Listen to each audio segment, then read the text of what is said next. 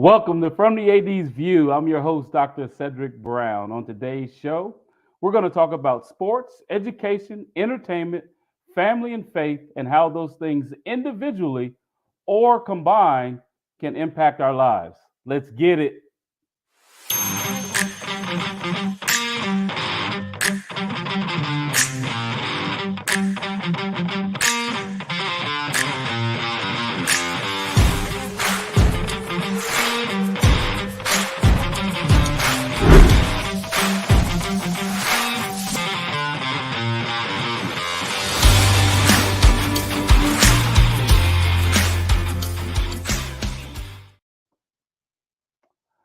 Welcome back to the show. Before we get started, as I do every episode, I want to give honor to God, who is the head of my life.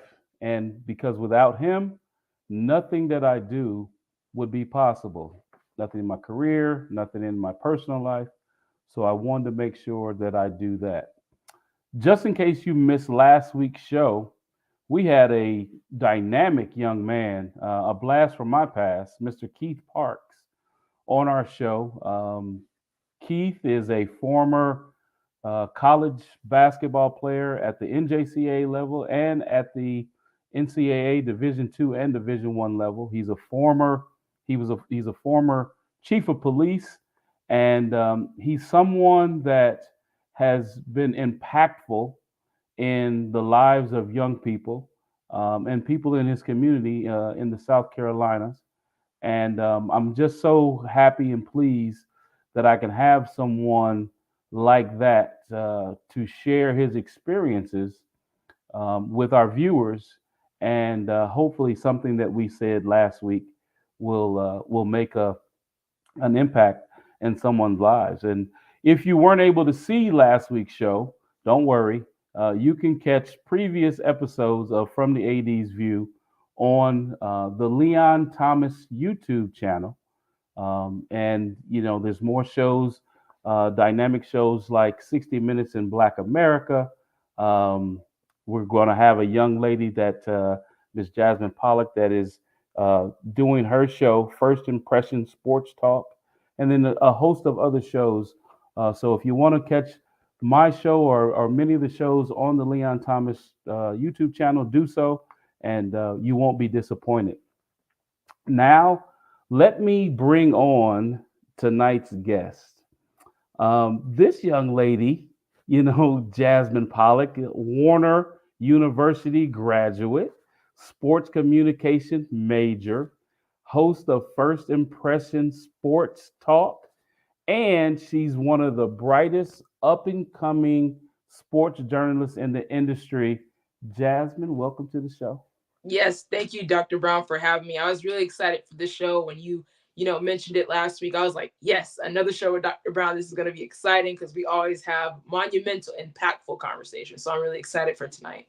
Absolutely. And I appreciate you, Jasmine, because I know that your schedule is busy. I know that, you know, with graduation and, you know, with doing all the work that you're doing in the community with radio and then being a part of the LTG group and planning a wedding. Yes, for And just sure. That part. yes, yes, ma'am. And we want to wish your future hubby a quick recovery. We know that he's feeling a little under the weather. So, Mr. Jeremiah, we want to wish you blessings and a speedy recovery. Jasmine, we talked, you know, last week, and then we talked on, you know, recently about topics that we wanted to cover. And I love the fact that the topics that you picked. One of the ones that you were talking about is the direction of women's college hoops. Yes. Tell me some more about that. What do you think? I mean, we had a great Final Four. We saw LSU win a national championship. We see a bunch of those young ladies flourishing in NIL deals. Mm-hmm. What direction you think it's going in? I think after seeing it this past season, I think to be honest, it eclipsed the men's this year because, of course, I was still in tune about what the men's were doing and, how competitive they were. But the women just took the world by storm, having the highest viewership of course, Caitlin Clark and Angel Reese, and just multitude of women. Aaliyah Boston, who was with South Carolina, that whole South Carolina team gets drafted. So shout out to them and Coach Daly. These women have put a map and a staple on women's college sports in general, and not just basketball, but how they played and how they brought so much back to the game, and how we saw all of them just hoop. And not to mention, um what's her name? She's from UConn, and her name is Paige Beckers. That's her Paige name. Beckers. Mm-hmm. She tore her leg last year, and she comes back. So she's gonna be another great addition to the women's college basketball scene, along with Caitlin Clark, along with Angel Reese, and a multitude of other women who are putting the sport on the map. And I mean, what I mean on the map, bringing them back and bringing more viewership to the sport. 9.9 million viewers Yes. watched the Final Four in the national championship game on ESPN, and it's amazing that the NCAA, Mm-hmm. as much money as they make, right, and as many rules and governance that they come up with, Right. that they couldn't really figure it out until this year how to market such a spectacular event, right, and such Mm-hmm. spectacular student athletes, right, and I mean, and I guess we all are in society are guilty of, you know, wanting to always watch what the men are doing on their side, Mm-hmm. and we forget how spectacular our women and our young ladies are that participate in sports. I mean, gymnastics. Do Yes. you know how many perfect tens were given out, were earned this year in gymnastics, right? And it's just amazing. So I agree with you that um, you know, the young ladies that participated in the Final Four, Caitlin Clark's coming back, right? Angel Reese is coming back, and it's going to be amazing. Yes. Women's college basketball is going to be spectacular next year.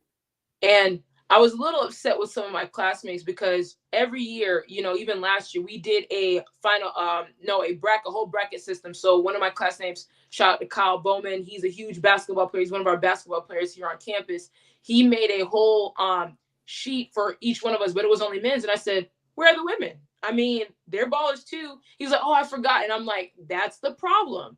And then it looks like what it looked like to me based off of social media, because I'm always on social media, on Twitter and Instagram. The women were talked about more than the men. They More, just were. It seemed more intriguing.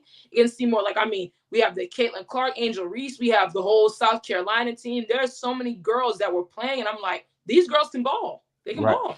right. You had two players. You had um, Boston, and you had Caitlin Clark Yes. that were vying for Player of the Year, right? Yes.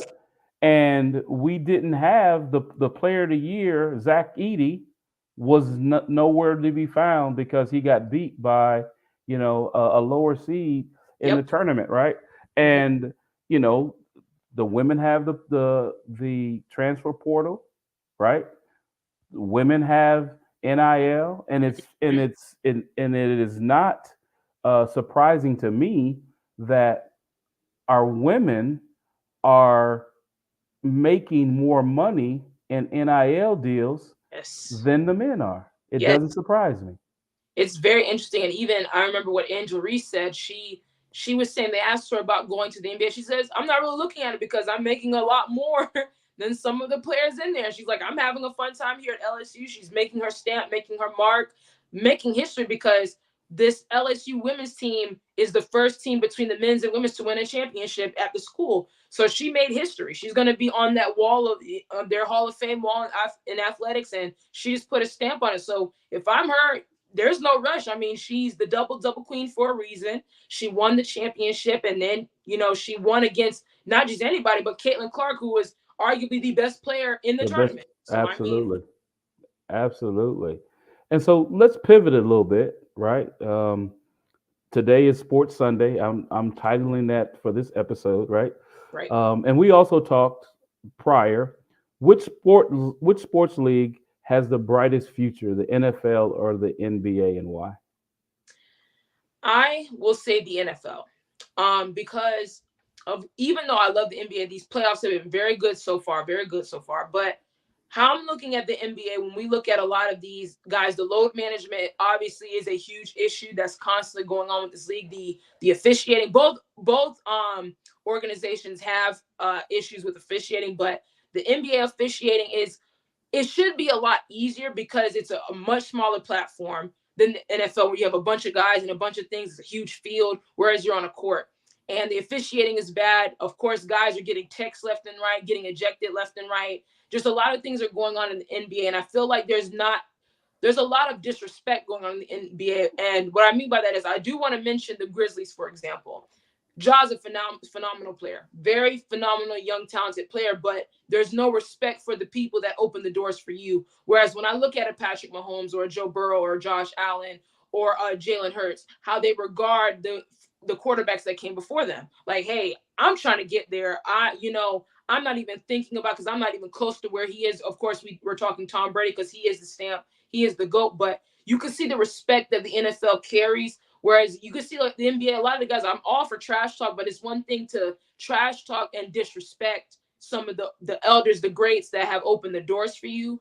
And not to mention, I feel like each NFL quarterback, the NBA is in good, the NFL is in good hands with the young quarterbacks. You have a Patrick Mahomes, you Sure. have a Joe Burrow, Josh Allen, of course Lamar, until they get the deal done. So we're waiting on that too. Then you, of course, Jalen Hurts emerges. You have so many young quarterbacks. Of course, that guy Trevor Lawrence up in Jacksonville, about 5 hours from me.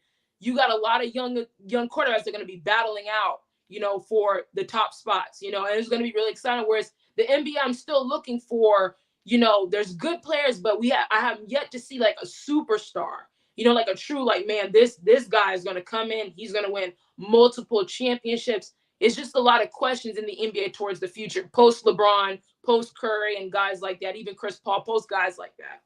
I would agree with you on multiple points there, Jasmine, because with the NFL, you have to respect those that came before you, because you're standing on the shoulders of individuals, the Lawrence Taylors, Right. the Walter Paytons, the Peyton Mannings, right? Yes. The John Elways. You are standing on their shoulders, and it's a lot more difficult Hmm. to put yourself through what they have to go through in the NFL. Right. And you know, and I played college basketball. It They've watered down the NBA so much, right? That they want to have more scoring. They want to make the game more exciting. I agree with that, right? I'm a former college basketball coach. I want to average, 80 to 100 points a ball game, right? Right. Um, but the ones that, the Luau Senders or Kareem Abdul-Jabbar's and the George Gervins and Hmm. those individuals that were really good at what they did, and they came and every single day honed that craft. Yes. There's no respect, like you said, there's none. How can the young fella from the Grizzlies, you know take someone like LeBron James and, like, I don't respect somebody until they give me 40, right? I don't. I don't. I didn't It's co-sign that. I can't co-sign something like that. it's it's it's it's it's unbelievable the way that some of these young players are being disrespectful to the game. And I mean, Phil Jackson, I saw an article the other day. Phil Yeah. Jackson refuses to watch basketball, Post bubble. Hmm. refuses to watch the game of basketball because of the situation that it's in right now. Because you got to think that man played the game. He played for my New York Knicks, Hmm. right? He coached the Chicago Bulls, and arguably the best player that ever played the game. And there was a mutual respect between him and Phil Jackson, right? Yes. Between Michael Jordan and Phil Jackson. So when you say that the upside for the NFL is the brightest, I would tend to agree with you, Jasmine. I would tend to agree. And even, just to piggyback off of that too, with even not just Dylan Brooks, but John Morant saying he would be, I'll beat Michael Jordan 1-on-1. And it's like, do you even know? You aren't even, you're my age. You don't even know, you didn't even see Michael Jackson, or not Michael Jackson, Michael Jordan in his Right, prime. You didn't right, even see that, right. and even I know, looking at Michael Jordan, going back and watching those Bulls championships on YouTube and watching his highlights, that man was untouchable. And for John Morant to sit here and say, "Oh, I will beat him," I'll beat him. What? Disrespectful. The Michael Disrespectful. Jordan Right, who you wear his shoes, you've worn his shoes, right. your look, everything Jordan is imprinted on the NBA and imprinted. You cannot have the NBA without Michael Jordan. And for them to be that disrespectful, and then you're coming at Steph Curry, even though Steph Curry is not that old, but still, like, what Steph Curry was able to do in his career and what he's brought so much to the game. You guys disrespecting him. That's just, and I think whereas the NBA, the NFL, these guys respect Tom Brady, they respect the John They Elways, do. they respect the Joe Montanas, they respect the Peyton Mannings and different things like that. Like, hey, I'm thankful that you guys are comparing me to them, but I still want to play my game, and I'm still trying to get there. They are the staple for the league, and how they play against each other. Like, when you see Mahomes versus Josh Allen, you know what you're in for. When you Right. see Joe Burrow versus Josh Allen, you know what you're in for. Now we have Jalen Hurts emerging the way he did. You got all of these young quarterbacks that are coming in after Tom Brady, and the league is going to be a lot more competitive. You got so many quarterbacks to choose from that you can pick. Whereas the NBA, I'm still trying to pick post LeBron, who is going to be that person that's going to be that staple, that's going to be that leader. Whereas the rivalries, there's really no rivalries anymore in the NBA. Whereas the NFL, there's still some rivalry going on, Sure. and there's new rivalries developing. Sure. Sure. So, Well, thank you. We are talking with Jasmine Pollock, and we're going to be right back after this break.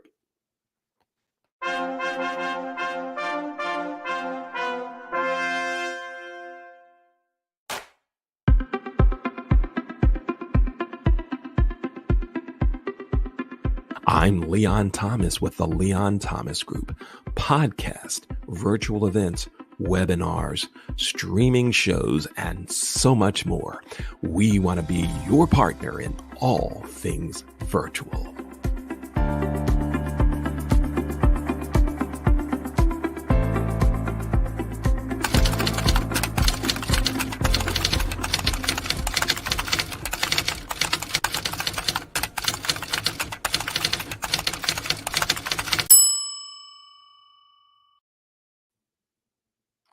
Welcome back. You're watching From the AD's View. I'm your host, Dr. Cedric Brown.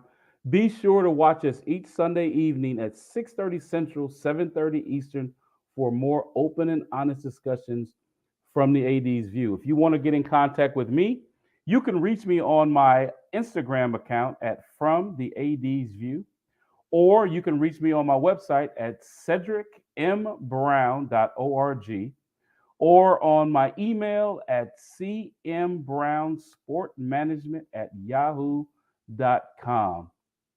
Let's bring back Miss Jasmine Pollock. Jasmine, as we were talking about the NFL, you made such great points, and you mentioned a young man that didn't get it done in the Super Bowl last year. He is someone that is empowering women in the yes. business around him. Ooh, Clutch Sports, right? Everybody around Mr. Jalen Hurts is a young, thriving, enterprising young lady. Jalen Hurts just signed a $255 million deal, 179 million of it guaranteed. Jasmine, what is the impact on Lamar Jackson's oh, contract? man, that I know Lamar was upset. Like, I know, like, man, of course, I'm sure he's, thrilled. Like, shout out to Jalen. Of course, I don't think Lamar is a hater, but he's looking like, man, I'm sitting here like I'm waiting for my money. And This guy's getting, I mean, all these guys getting deals, and I'm still sitting here. And he's the reason why Baltimore is still relevant right now. You know, he's carrying this team. And Absolutely. of course, they add Odell, which I was a little confused about because I wouldn't have given Odell 18 million, 15 of that guaranteed. I wouldn't have, because I haven't seen him in a year. I would have given him something less than that. You know, it's a good signing, but it's like, what are we getting out of Odell? It's just the name Odell. You know what I mean? But for Lamar, if I'm the Ravens, they need to do something. I mean, do you really want to start over? Do you really want to go through that all over again? You know, you went from, you know, of course, Joe Flacco, the years, what he, you know, brought to the table. You know, you had, of course, Absolutely. the Super Bowl run, but then, you Absolutely. know, you had some down years. Then you get a star like Lamar Jackson out of Louisville, last pick in the draft, and wins you an MVP, got you a number one seed before, and competed. I mean, broke records. I mean, he's done a lot of different things, and this is your future. All of the NFL franchise that have a young quarterback are standing behind their quarterback. Even the Jets. Now, not the Jets, the Giants, but The Giants. even With Danny Dimes. we all know, we can all agree that Daniel Jones is not Lamar Jackson. We At all know all. that. But guess what?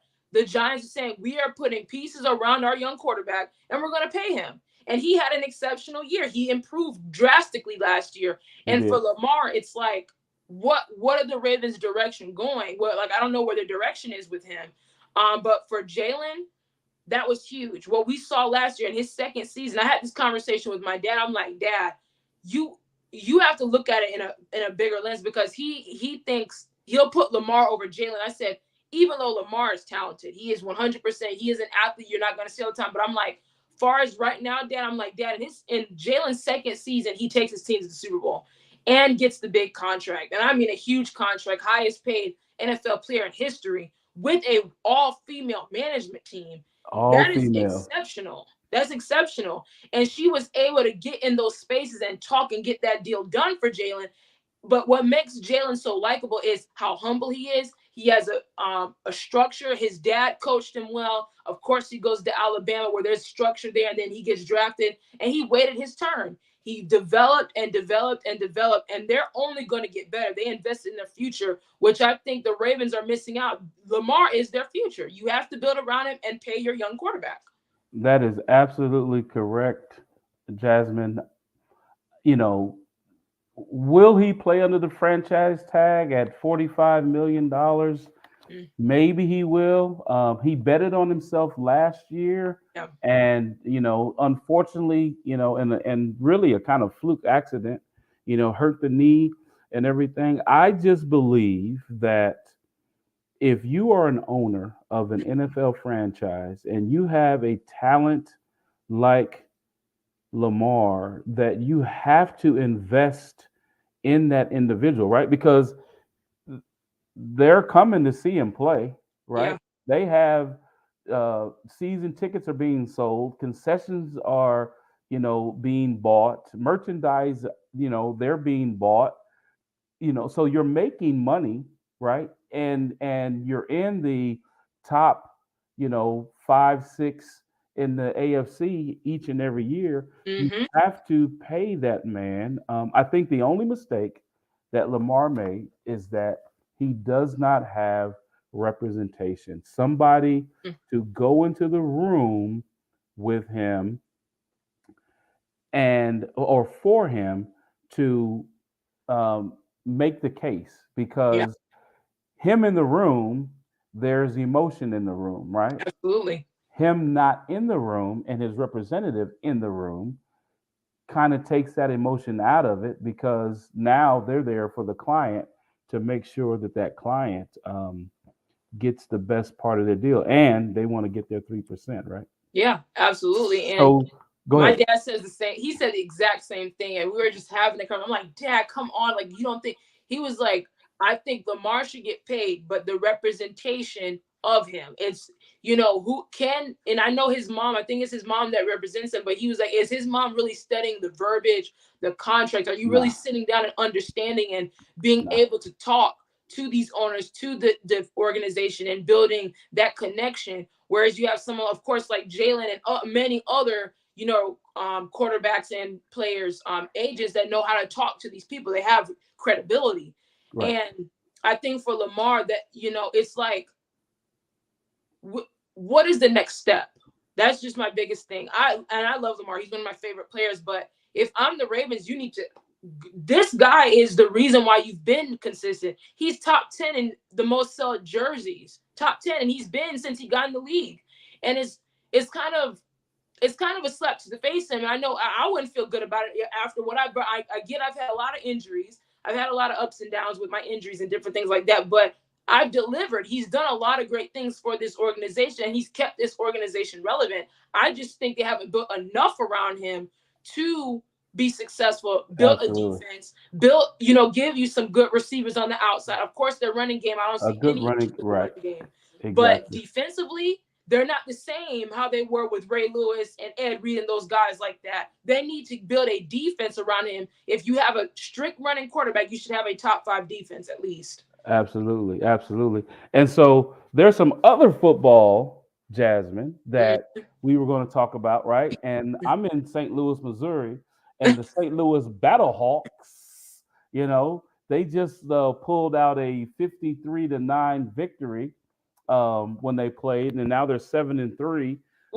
They're waiting on the game tonight. I think it just started at 6:00 with the Seattle Sea Dragons that are also 6-3. XFL. What do you think about it, Jasmine? I mean, you have 3-point conversions. You have what are your thoughts? What do you think about it, real quick?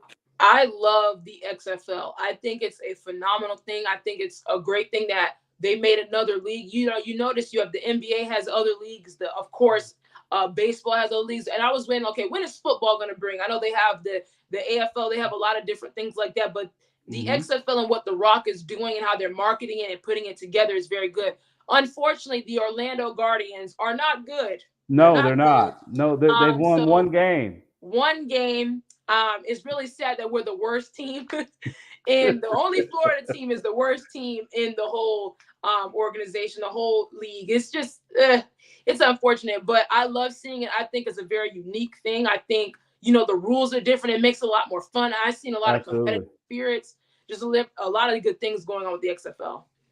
Well, I can tell you, I know a little bit about the Battlehawks, and AJ McCarron, the former quarterback at Alabama, is tossing it around over here. Last night he had 6 touchdowns. Yes, he's tossing he's tossing that bad boy around. And you mentioned The Rock, and The Rock has a partner. She's a bad lady, boy. Yes. Oh man, she's a bad lady. Yeah, she's co-owner with him. Yeah, she is. It's the Polynesian power is going on right there, and they are doing it.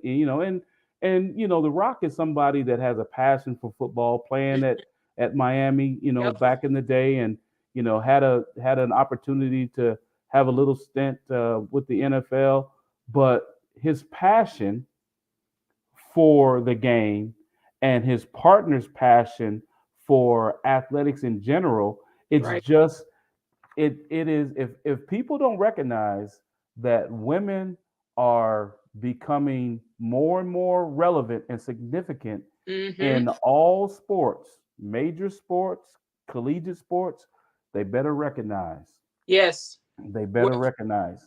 The women are doing such a phenomenal job. And of course, for me, being a young woman trying to get into the sports industry is very inspiring to me, because I'm taking notes. I'm looking at this like, man, she's doing it. And it's just very inspiring to me, because I know I can do that. I know I can do a lot of great things. And of course, following their footsteps and look what, they're doing, maybe in different areas, but just looking at how the women are dominating on the court, on the field, and then outside behind the scenes, they're doing a lot of great things, and they're contributing to a lot of different great things. So the XFL is here to stay, because I think you're seeing the crowd start to get a little bigger. Absolutely. Year-round football. Well, I'm excited about that, because the NFL gets sad. Okay, now we have the XFL that we can say, okay, we're ready for that season. Hopefully, the Guardians get better next year.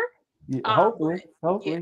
Yeah. They may need to put Jasmine Pollock in the front office so that she can make some picks, because we have a show coming up in next week, I believe, Jazz, that you're going to be hosting the show, and we're going to be doing some picking of some NFL players and things like that. So, and real quick, Jasmine, before we close the show out, NBA, big, big, big playoffs going on right now. Mhm. Some stunners going on. My Knicks are Yes. 3-1. Up against the Cavs. The Bucks down 2-1 to the Heat. And the Greek Freak, he's not playing, but Jimmy buckets, he got buckets last Yeah. night. He had 30, right? And then you have the Sixers. I don't know. Are they front runners, Jazz? Because they swept the Nets. No Harden, no Irving, no KD, right? Hmm. They swept them. But just real quick before we close it out, Jasmine, what's your pick? What's your Eastern Conference pick? What's your Western Conference pick? Ooh, I'm gonna say this. I'm gonna pick the Celtics, but I think the Heat can be scary. Mm, Because how I'm looking at how everything is matching up, I think Boston obviously been there. They went there last year. They're the most healthy team right now to me. sure. But Hmm. of course, Jalen Brunson is playing like crazy for your Knicks. I mean, they're balling right now. And I thought the Cavs were a red hot team, but they're making the Cavs look kind of bad. But what's scary about the Eastern Conference is I don't know how long Joel Embiid is going to be able to carry this team. James Harden is not the same James Harden as he was before. Not at all. Um, of course, the Heat they have some injuries going on. Of course, Giannis, he's injured now, so it's like the East is wide open. But I have the Celtics winning, but the Heat look scary, and I could say the Knicks as well. The Knicks look scary. There's some scary teams that could be like, if I'm Hmm. Boston, I'd be scared to play. In the Western Conference, oh man, oh, I'm a LeBron James fan, so I'm rooting for the Lakers. What I'm seeing from the Lakers is very scary too. I mean, LeBron is not having his big numbers, but they're having a huge margin against the Grizzlies. I think the Suns can be good, but the only sad thing about the Suns, the questionable thing is their depth. They don't have enough depth, and I don't know how long KD and all of those guys can carry all that and playing all those minutes, and they are injury prone as well. So that's a big question mark. The Clippers are not there. I think the Suns are going to win that series. Golden State and Sacramento tied. I think Sacramento can win this series. They Hmm. just have to finish. They have to finish, and Yeah. it's showing. The veteeranism of the Warriors is showing. But I'm not really sold on the Warriors either. But if I had to pick in the West, I would pick the Lakers because they look the most dominant and most deep team right now as constructed. So you're going historical. You're going the Celtics versus the Lakers. With Hmm. you got Chick Hearn, calling the game back in the day. You're going old school. I appreciate that. But and last but not least, Jasmine, before we get off the show, um, both of us have talked a long time about our faith and how it has impacted us. Um, just tell me, Jazz, how is everything going with you, and how is your faith still impacting your life? Yeah, just last week, actually 2 Wednesdays ago, it'll be 2 Wednesdays on Wednesday, I got baptized, and I was really thrilled about that, Congratulations, that decision. congratulations. Yeah, I felt like I needed that. I felt like, being that I'm heading into a new chapter of my life and different things like that, marriage, career, being family oriented, just a lot of different things going on for myself. And I felt like, God was calling me to get baptized and really follow him and allow him to lead and not be so stressed because there was a lot of stress going on before that, a lot of, Sure, anxiety and different things and depression. And I needed to say, you know what, God, take me. I want you to lead. And ever since then, I've been feeling good. I've been feeling happy and just, preparing for so many things and really enjoying the people that are around me, so sure. the biggest thing.